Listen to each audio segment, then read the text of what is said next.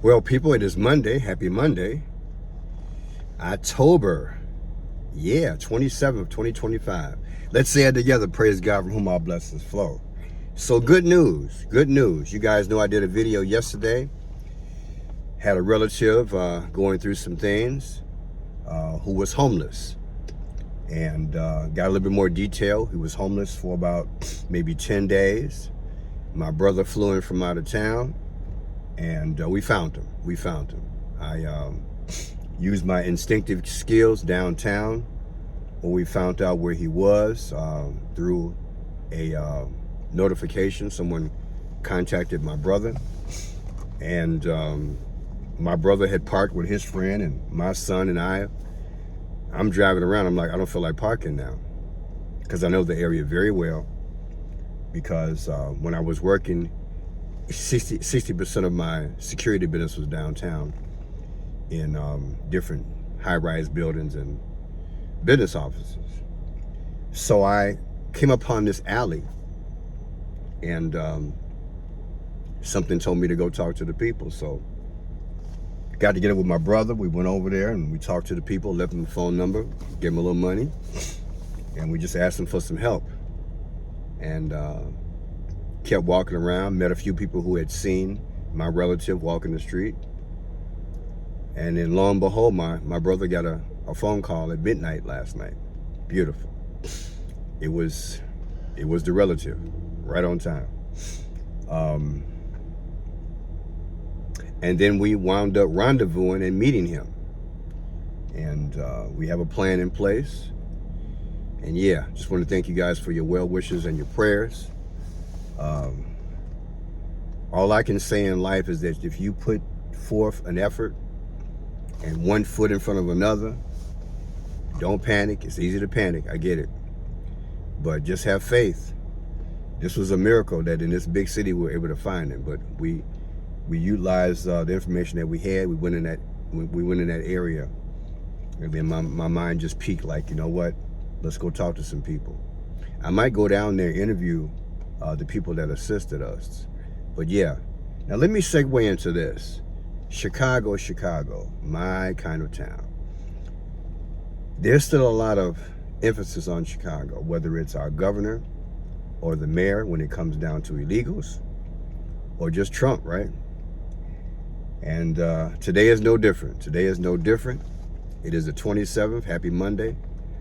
And Trump wants to fix this thing ASAP. And I'm saying to myself, fix what? and I'm not playing. I've been in Chicago all my life. And I find it interesting that now there's a president that wants to come here instead of just working with the politics that are already in place and the security and the police departments that are already in place. That whatever problem that we have, it's not so big that we can't handle it. So what is it all about, Alfie? They're playing with us, people. They're playing with us. I want to feature two videos that I ran across and doing some research. Again, I'm in my car. That I pull over, do this video right quick. One, you'll hear Trump on Air Force One talking about Chicago. And the next, you'll hear the mayor himself, Mr. One Term, yeah, Brandon Johnson. Check it out. Trump's got Chicago on his mind. Check this out. Man, and they would love to give it a shot. And I say, go ahead, do it. And I would have done that with Chicago, but Chicago is very far along the way. We have to do something with that. If I have a lot of friends influential in Chicago. If they call me, maybe I do the same thing, but we have to save Chicago immediately. We can do that pretty easily, but we have to get in quickly. Can I go back to Argentina? Yeah. What do you think the state of the... All of a sudden, Chicago's in its focus. I find it interesting. I've been saying, you guys know who have been with me for a while, I've been saying Chicago's a targeted city. I wonder why Chicago? What does Chicago mean to Washington, D.C.? Can Trump pull off in Chicago, what he pulled off in Washington, D.C., we have our own governor and we have our own mayor. And can he get by with executive order to try and fix things? The National Guard is not welcome here in relation to the governor and the mayor. And throughout Illinois, they're not welcome here. This is a sanctuary city. I've got no skin in the game. I've said before, if you are illegal, you are illegal. Mr. Brandon doesn't like that word. Now I'm going to show you where I met several reporters this past week. I was at City Hall and I was covering a meeting where they had 19 politicians, Illinois and national, against Trump and ICE. I want to play that for you, and then I want to speak on this thing here. We will have the board fired up on Tuesday night. We'll watch it in real time here. From Chicago now, here's Brandon Johnson. He's up in arms about the term illegal alien and more. We don't have illegal aliens. I don't know if that's from some sort of sci-fi message that you would have had. Well, listen, the legal term for my people were slaves. You want me to use that term too? So look, let's just get the language right. We're talking about undocumented individuals that are human beings. The last thing that I'm going to do is accept the type of racist, nasty language to describe human beings. Well, Jimmy? This is the reason Brandon Johnson is polling behind my milk. I had 2% this morning. I don't know if he got the memo, but we're so done with the performative outrage as a political defense. You know what I mean by that? When he says, these are human beings you're using this terminology for, where is that human empathy for the people getting killed in Chicago? And that's the biggest problem he has, is people see... He's a one-term mayor. In my humble opinion, he doesn't care. I was talking to my brother and other people yesterday.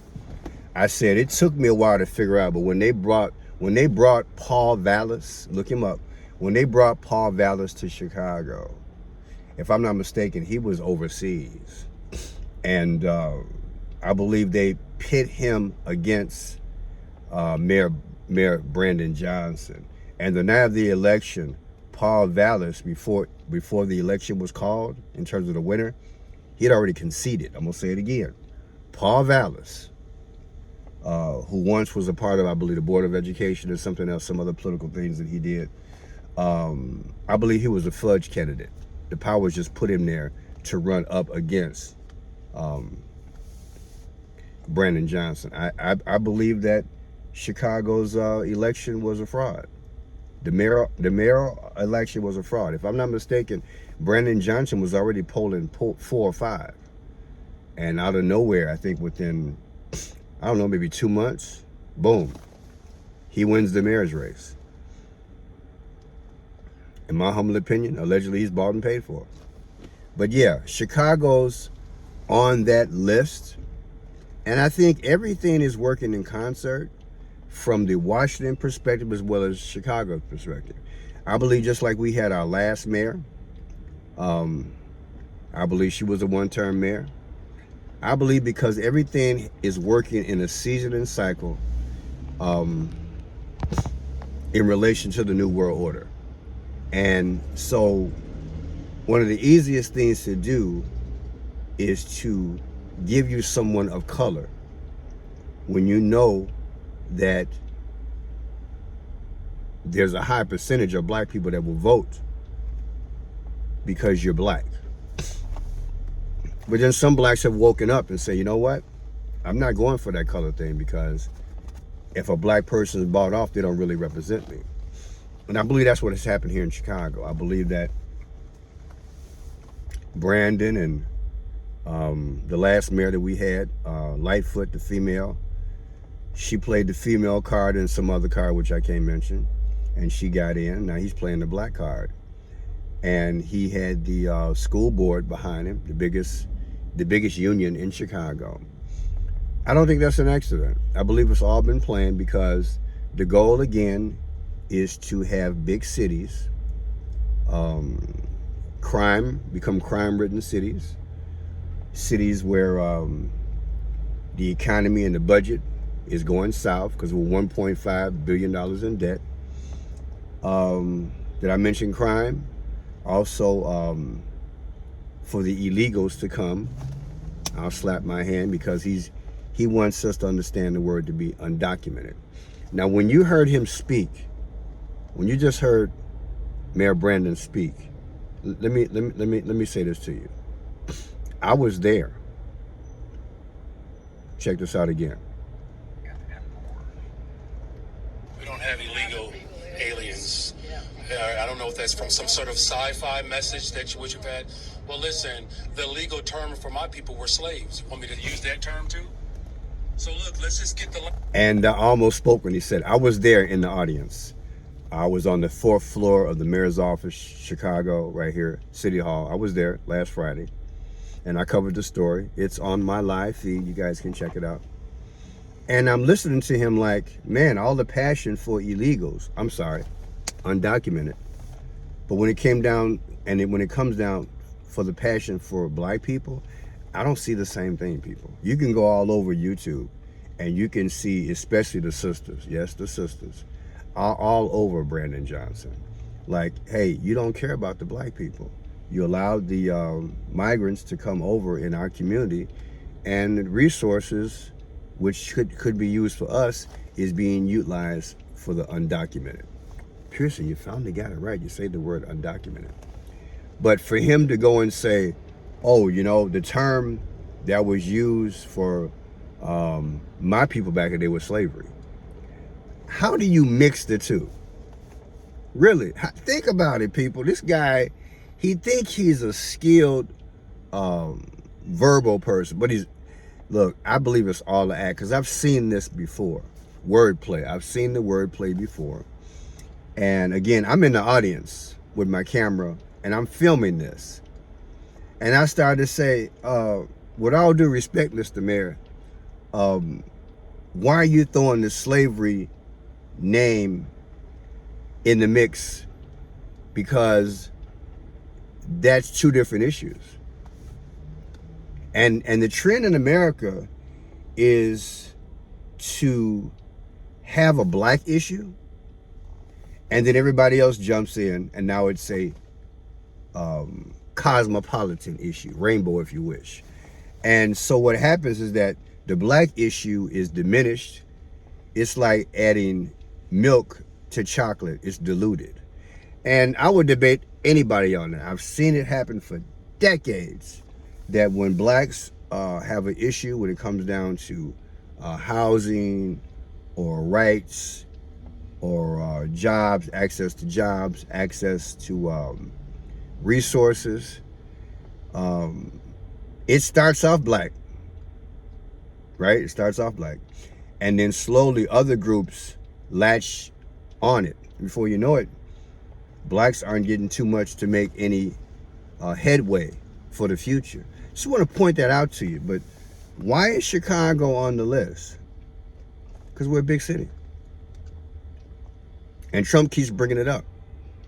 I did bring up a few days ago, there was a gentleman put it on YouTube, and I showed it, that because we have gangs here, that he's thinking that there's a possibility that Trump will classify the gangs as the TERR, the TERR group, right? IOST, TERR, IOST. Wouldn't that be something if Trump classifies the gangs? You got the Crips and the Bloods and the Blackstone Rangers and all that. If he classifies the gangs like he classified Antifa 3 weeks ago, we're going to see a different approach here.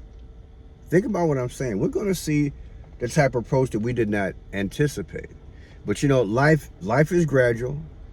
And, you know, you're working 40, 50 hours a week, or maybe 2 jobs or a job and a half. You don't have time to really connect the dots and pay attention.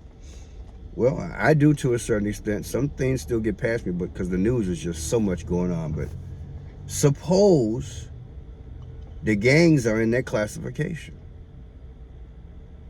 And let's say Trump says, you know what? My National Guards, they're not equipped for this because the gang members, they have guns. All it takes, look, all it's going to take is a few confrontations or somebody getting hurt, God forbid, if Trump goes after the gang members. Not only in Chicago, but anywhere. All it's going to take is a couple of events where somebody gets hurt. Come on now, put it together. You're going to have the army next, people. You see how that's done? It's like they're speaking without speaking as these situations materialize, and then boom, we're here. And you're asking, how did we get here? Well, the news is going to ramp that thing up. Oh, 6:30 Friday night. National Guards were storming in the south side of Chicago or the west side of Chicago after such and such a gang, and National Guard got wounded. That's all it's going to take. And trust me, timestamp this video. I believe that commentator on YouTube was right. And it makes a lot of sense. And as I watch these things, and I just happened to catch this. I dropped off my brother at the airport, and I just chilled for a while, watched a few videos. I'm like, Pearson, you know what? Trump is back on that eye on Chicago thing. Trump is back on that eye on Chicago thing again. Interesting. And you notice that when Trump says something, you give it about maybe 5 days to 2 weeks, then voila, it's here. So let's just look into the future, shall we? I can imagine by the 10th of October, we could very well have Trump classify the gangs as the terrorist, just like he classified Antifa. And in my mind, because I grew up in the city, this gang thing could have been squashed a long time ago. I worked 19 years in security, where I worked many times with the police officer. I have been in the 911 center. I've told this story before. They have monitors the size of my car. They can see the hair on your head. They have a few 911 centers in Chicago, and that's what they do. They sit there at the monitor, and they monitor information and collect data. They know the car that you drive, what time you get up, where you live, who you sold the drugs to, how long you've been selling the drugs, where you might get it from. Baby, look, what I'm trying to tell you is that if you don't know, you don't know. But I know. And what I'm getting at is that this drug thing, not only in Chicago, but I believe throughout the United States, it was allowed to get out of hand for such a time as this. The drugs were allowed to get to this point for such a time as this. And it's a setup. But many people don't understand how the powers work. They deal with future past. And they might make a plan in 2021 to enact in 2025. And because I've been decoding since I was a teenager, I learned future past. And I see it happening.